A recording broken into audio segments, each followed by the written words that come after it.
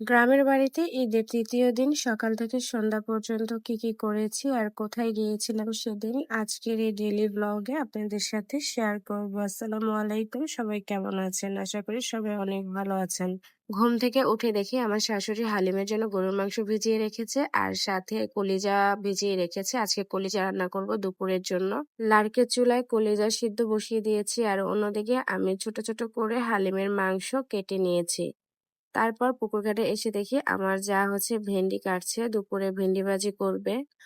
ভেন্ডি কাটা হয়ে গেলে আমি গ্যাসের চুলায় ভেন্ডি ভাজি বসিয়ে দিয়েছি। পরিমাণ মতো তেল দিয়েছি, পেঁয়াজ, কাঁচামরিচ, লবণ দিয়ে ভেন্ডিটা দিয়ে দিয়েছি।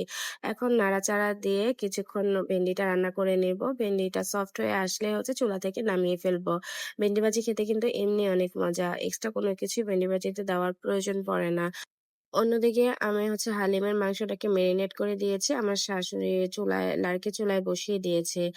এখন ১ গ্লাস ঠান্ডা ঠান্ডা লেবুর শরবত খাবো। আমার ননদ আমাদের সবার জন্য লেবুর শরবত বানিয়েছে।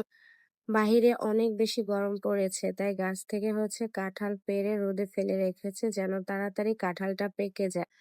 তারপর আমি দোলনায় বসে একটু দোল খাচ্ছিলাম আর আমার হাতের মেহেদি দেখছিলাম। যেহেতু কাবেরী মেহেদি লাগিয়েছি, খুব তাড়াতাড়ি উঠে যায়। আসলে অর্গানিক মেহেদি কিন্তু অনেক দিন থাকে।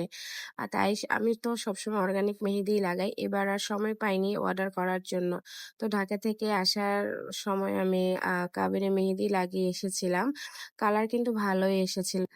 তারপর দেখি আমার শাশুড়ি পুকুর ঘাটলায় বসে কলিজা কাটছে। সকালবেলা যে কলিজাগুলো সিদ্ধ করে রেখেছিলাম সেই কলিজাগুলো।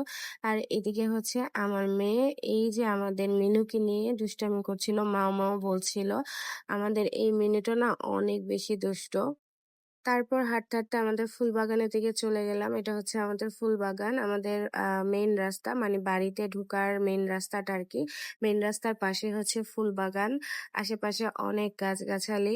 মানে একটু ঠান্ডা বাতাস লাগছিল, তাই হলো আমি হাঁটতে হাঁটতে সেদিকেই চলে গিয়েছিলাম। এসে দেখি আমার মেয়ে আর আমার হাজবেন্ড গোসল করছে।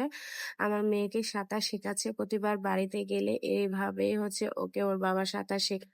এখন কলিজা রান্না করব গ্যাসের চুলায়। তো এর জন্য আমি পরিমাণ মতো তেল দিয়ে নিয়েছি। তারপর পেঁয়াজ দিয়েছি। পেঁয়াজ আমি 1/2 কাপেরও বেশি দিয়েছি। তো পেঁয়াজটা একটু সফট হয়ে আর লাল লাল হয়ে আসলে এর মধ্যে আমি বেসিক কিছু মসলা দিয়ে দিয়েছি। মসলা দেওয়ার পর সামান্য পানি দিয়ে মসলাকে ভালো করে কষিয়ে নিয়েছি। তারপর এখানে আমি কলিজাগুলো দিয়ে দিয়েছি। তো আমি রান্নাটা বসিয়ে দিয়েছি আর আমার শাশুড়ি পুরা রান্নাটা কমপ্লিট করে ফেলেছে। তারপর বিকালবেলা নানুর বাড়িতে যাব। তো মিষ্টি নিব। তো মিষ্টি আগে খেয়ে আমি দেখছিলাম স্পঞ্জের মিষ্টিটা কেমন হবে। এই তো আমি একটু খাচ্ছিলাম। সবসময় দোকানে আমি যেয়ে কিন্তু আগে মিষ্টিটা ট্রাই করি, তারপরে মিষ্টি কিনি। তো মিষ্টি কেনা হয়ে গিয়েছে। এখন অটো ঠিক করছে আমার হাজবেন্ড। অটো দিয়ে আমরা আমার নানুর বাড়িতে যাব। অটোরিকশার বাতাস খেতে খেতে আমরা নানুর বাড়ির দিকে যাচ্ছি আর লক্ষ্মীপুর শহরটা দেখছি। লক্ষ্মীপুর শহরটা কিন্তু অনেক সুন্দর। আচ্ছা, আপনাদের কাদের বাড়ি লক্ষ্মীপুর আছেন কমেন্টস করে জানাবেন। তো আমরা কিন্তু নানুর বাড়িতে চলে এসেছি। আজকে আমার মা, শাশুড়ি, আমার হাজবেন্ড, আমার মেয়েদেরকে নিয়ে নানুর বাড়িতে এসেছি। তো এসে দেখি মামি টেবিলের মধ্যে হালিম দিয়েছে আর ভেজিটেবল রোল দিয়েছে।